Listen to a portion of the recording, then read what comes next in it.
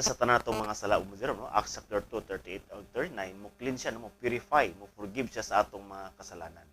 Kung doon na lugar mga opposition ani bumujerom, na unang opposition nila nga paingon sa atong Ginoong Kristo nga bunyagan o bautismuhan ang tanang katawhan, nga ang bata daw bumujerom dili pa siya matawag nga tao.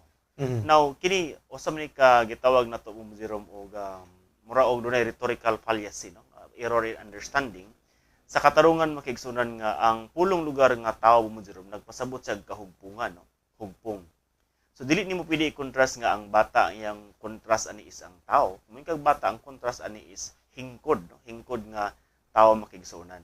Now ang pulong nga tao kung nato sa mga dictionary bumujerom like Webster dictionary, makita nato diha makigsunan nga ang word nga human, pwede po siya bumujerom refer siya sa adult na, no?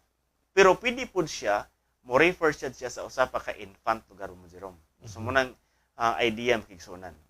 Unya diri lugar sa John chapter 16 verse 21 makigsunan. Sa tanan nga mga versions nga imong tan-awon diha sa Bible, giyon da bumujerom nga malipay ang usa kinahan sa dihang ang usa ka tawo na himugso na sa kalibutan.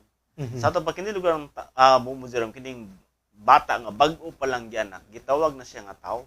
Sa Greek nga version, sa original nga manuscript, ang gibutang lugar diha makigsunan, anthropos, sa butong jerom nga tao gyud, no? Ang gianak sa usa ka babaye. Pero sa ang word lugar nga tao mo jerom sa iyang use